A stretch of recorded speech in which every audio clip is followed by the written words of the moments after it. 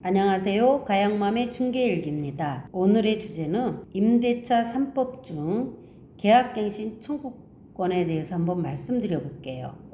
거기에서 또 묵시적 갱신이 또 어떻게 계약갱신 청구권하고 묵시적 갱신을 구분해서 한번 말씀드려 보겠습니다. 요즘 임대인분들께서 이런 난처한 사례들이 있기 때문에 한번 제가 오늘 영상을 한번 올려봅니다. 계약갱신 청구권이라 하면 세입자가 원할 경우 기존 2년 계약이 끝나면 한 차례 연장해서 최대 4년 보장을 해주는 제도입니다.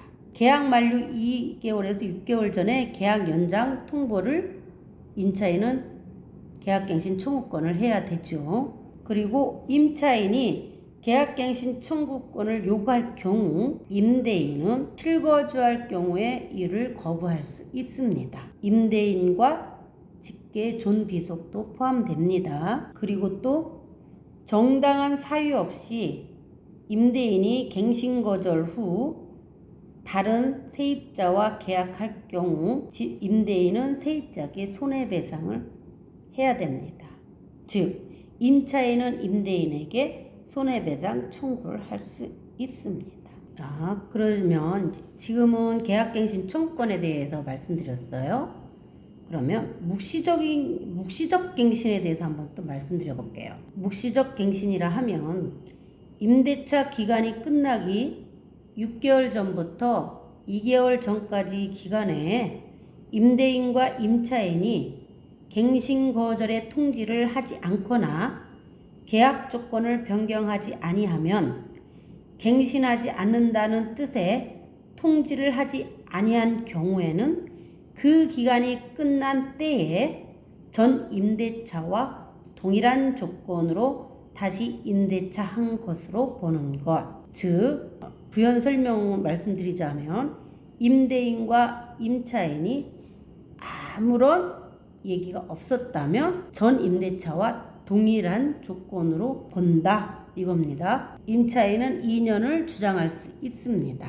제가 왜 계약갱신 청구권과 묵시적 갱신에 대해서 말씀드리냐 하면 얼마 전에 월세 놓으신 임대인분께서 연락을 오셨습니다. 만기가 8월인데 임차인이 계약갱신 청구권을 요구를 합니다. 그래서 제가 물어봤어요. 2년 전에 계약갱신 청구 안 하셨냐? 그랬더니 임대인분께서 그냥 월세니까 얼마 안 되니까 그냥 지나가신 거예요.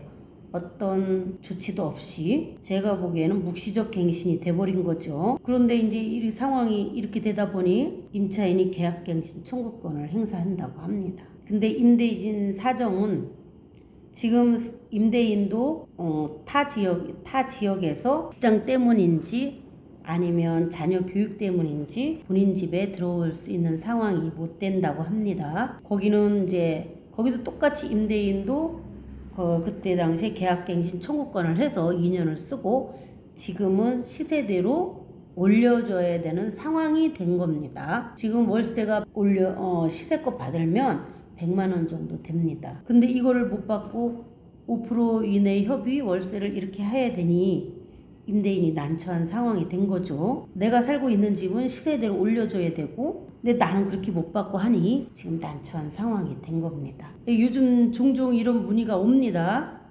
그러니 임대인분들께서는 월세를 더 올리지 않더라도 월세를 올리지 않는 동일한 조건으로 임대차를 할 경우 그냥 넘어가는 게 아니라 어떤 문서가 써야 됐습니다. 계약서에 동일한 조건의 계약서로 다시 쓰면서 특약사항에 본 계약은 계약갱신 청구권에 의한 계약임이라는 특약사항을 넣든지 아니면 임차인과의 문자로 서로 계약갱신 청구권에 대한 계약임이라는 문자를 주고받든지 아니면 확약사를 받든지 해놨으면 이런 난처한 사항이 벌어지지 않았을 거라고 봅니다. 어느 정도 도움이 되셨나요?